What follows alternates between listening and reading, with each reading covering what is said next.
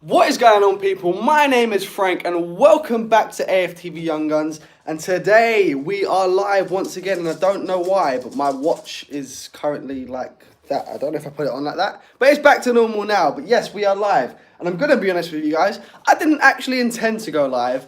Obviously, this is the Watford versus Arsenal match preview, and this was intended to be recorded. Now, here's my problem. I recorded the video last night, came back from work today to get it edited and out for 6 p.m. Man like Frank says, Harvey, welcome to the chat, Harvey. Welcome to the stream, everyone, by the way. So yes, as I was saying, I'd recorded the preview. I got back from work this morning. I was ready to edit and upload for 6 p.m. But why am I not surprised? My MacBook messed up. Now, I've gotten to put all of my video files into the editing software, and they've corrupted.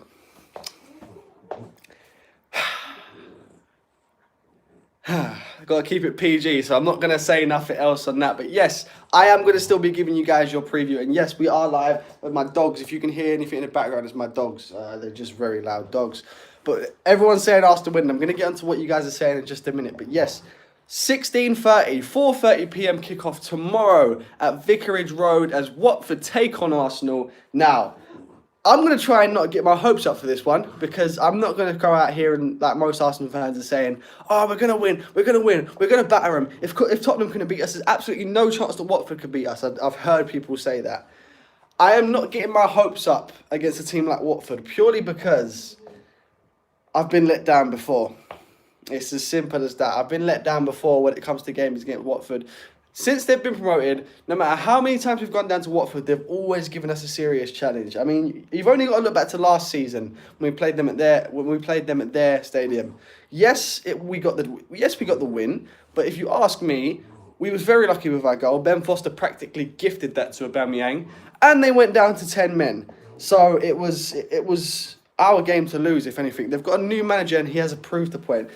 Point to prove, sorry, I completely messed up my words. Yes, there's been a lot of news in terms of Watford. Obviously, they've not had a fantastic start to the season, sitting right at the bottom, I do believe, in 20th place.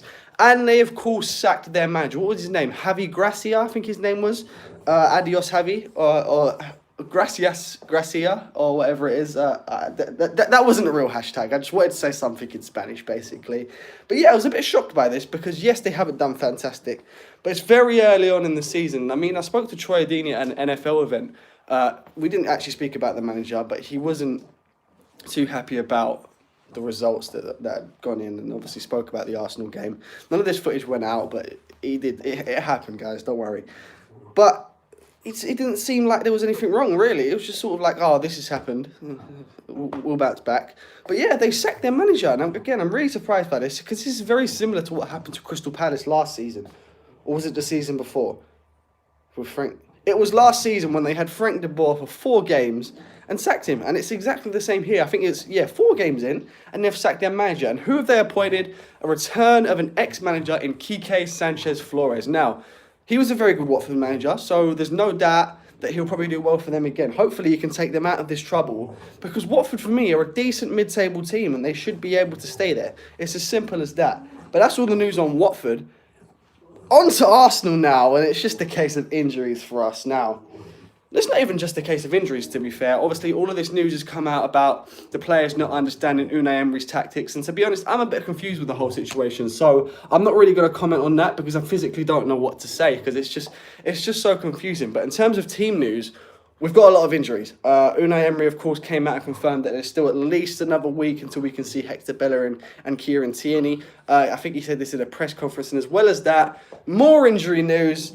Alexander Lacazette is out until October. Now, this is just painful, because as everyone knows, Alexander Lacazette is one of our best players.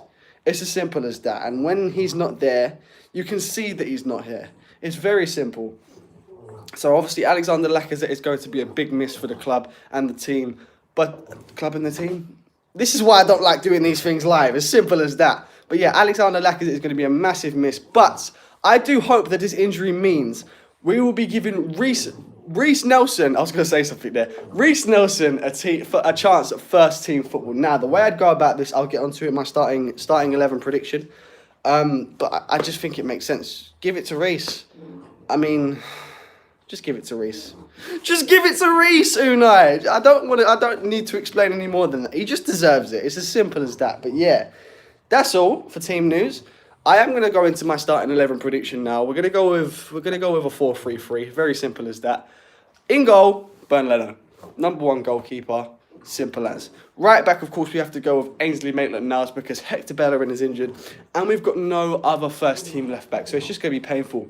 Centre backs. Now this is where it gets tricky because I know a lot of people are calling out for Rob Holding. He's back from injury. Rob Holding. Don't start him. Just don't start him. It's way too early. He's just come back from an injury. Yes, he's played games with the under-23s, but just don't put him straight into a Premier League game. It makes no sense for me. I know we've got defensive troubles, but we're only going to be putting more pressure on Rob Holding if we just slap him straight back into the team. So for the centre-backs, I'm going to go make it simple. Socrates and David Luiz. Left back, Sead Kolasinac. Again, no Kieran Tierney and Ainsley Maitland-Niles is playing on that right back slot. So Sead Kolasinac is our only option. In the midfield, and I want to make this very clear. Please, Unai, do not start Granit Xhaka. He's had a poor run of games. The fans are on his case. The last thing he needs now is to be starting a game, and if he makes another mistake, then to be criticised even more. Like, I'm not gonna lie, I've been one of these people that have criticised him, but he has deserved it. So let's just take him out of the firing range right now, and let's start with Torreira and Dani Ceballos as well as that. And I really want to see this in the middle with them. I don't know how to do this. What I'm going to do, I tell you what I'm going to do. I want Torreira as that holding midfielder, and then the two central midfielders, I want Dani Ceballos and Joe Willock. Now, Joe Willock has, of course, just signed his new long-term contract with Arsenal, which means he's going to be here for he's going to be here for a long time. And I really rate him as a player, so I do want to see him in the starting 11 tomorrow. So yeah, the midfield: Torreira, Dani Ceballos, Joe Willock, and now we go up top.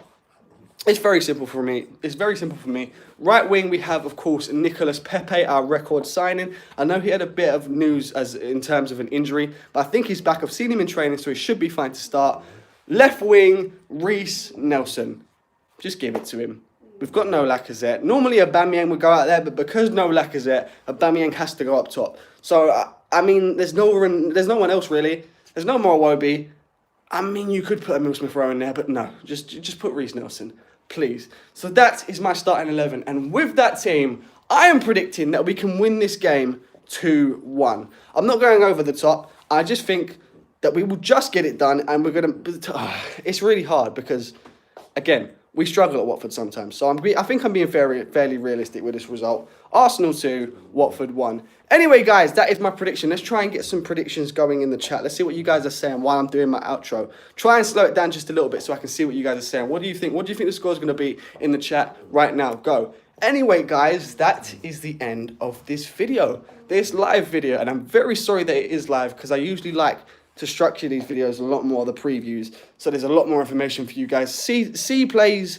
YT says 2-2. Okay, that's okay. You've got your opinion. So yeah, I usually try to do these videos recorded because it allows me to give you guys more information. It's not just off the top of my head. So I do apologise for that. But anyway, make sure to subscribe to AFTV Young Gunz. Make sure to like this video. Make sure to follow AFTV Young Gunz on all social media, Twitter and Instagram, that is, at AFTV Young Gunz on both. I have been Frank. I will see you guys soon.